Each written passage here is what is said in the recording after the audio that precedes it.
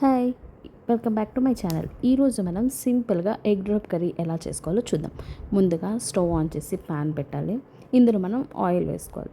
మీకు ఆయిల్ లేదు, నాకు ఇంకొంచెం టేస్ట్ మంచిగా కావాలి అనిపిస్తే మీరు బటర్ కూడా యూస్ చేసుకోవచ్చు. That's up to your choice. నాకు ఈరోజు ఆయిల్తో తినాలనిపించింది.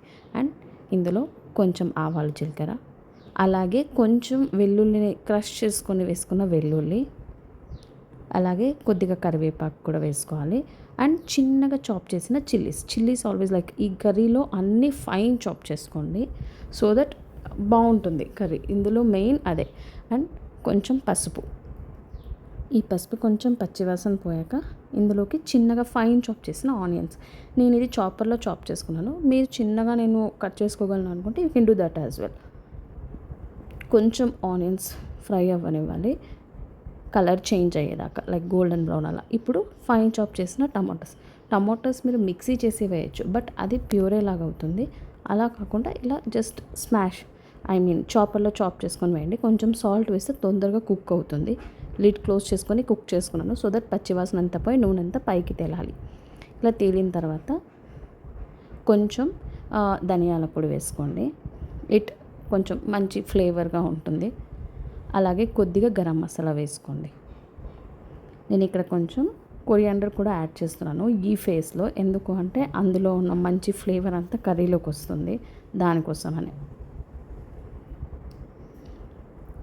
కొంచెం మంది కొరియాండర్ ఇష్టపడరు, సో వాళ్ళు దీన్ని స్కిప్ చేయొచ్చు. కొంతమందికి అల్లం వెల్లుల్లి పేస్ట్ ఇష్టం ఉంటుంది, అది కావాలంటే కూడా యాడ్ చేసుకోవచ్చు. అలాగే కొంచెం కారం యాడ్ చేసుకోవాలి ఈ స్టేజ్లో, బికాజ్ కారంలో ఉన్న పచ్చివాసన మొత్తం పోవాలి కాబట్టి. సో అంతా మిక్స్ చేసుకొని కొన్ని వాటర్ వేసుకోండి. ఎందుకు అంటే ఇది అలాగే వదిలేస్తే చాలా థిక్గా అయిపోతుంది కాబట్టి కొంచెం వాటర్ చేసి అన్నీ ఉడకనిస్తే ఆ పచ్చివాసన అంతా పోతుంది, టమాటో చక్కగా ఉడుకుతుంది అన్నీ. ఇప్పుడు ఈ స్టేజ్లో ఈ కర్రీలో స్పెషల్ ఏమంటే ఎగ్స్ని ఇలా పగ్గలు కొట్టి జస్ట్ డ్రాప్ చేయాలి.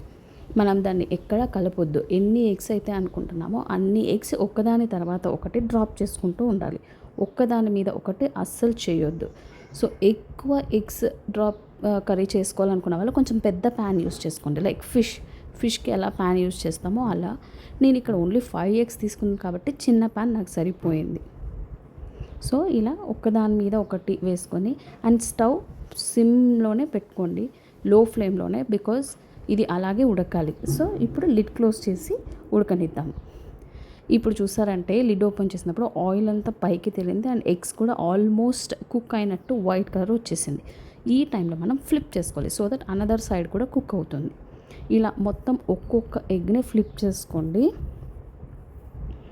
డు నాట్ క్రష్, అన్నిటినీ మిక్స్ చేయొద్దండి. ఇలా అంతే, జస్ట్ అలా ఫ్లిప్ చేసేసి కాసేపు ఇక్కడ మళ్ళీ ఉడకనివ్వాలి.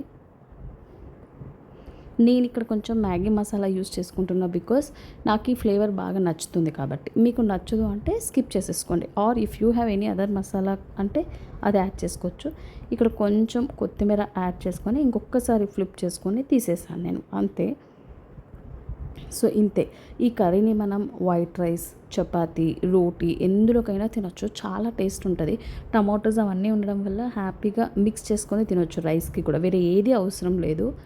సో మీ దగ్గర ఏ వెజిటేబుల్స్ లేవు, ఓన్లీ ఎగ్స్ ఉన్నాయి అన్నప్పుడు ఇలా ట్రై చేయొచ్చు. చూడండి, మీకు నచ్చితే కామెంట్ చేయండి.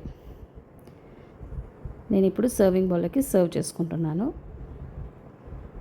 ఇది చాలా సింపుల్ రెసిపీ అండి. మహా అయితే ఒక 15 మినిట్స్ అన్నీ చాప్ చేసి ఉంటే ఒక 10 మినిట్స్లో అయిపోతుంది.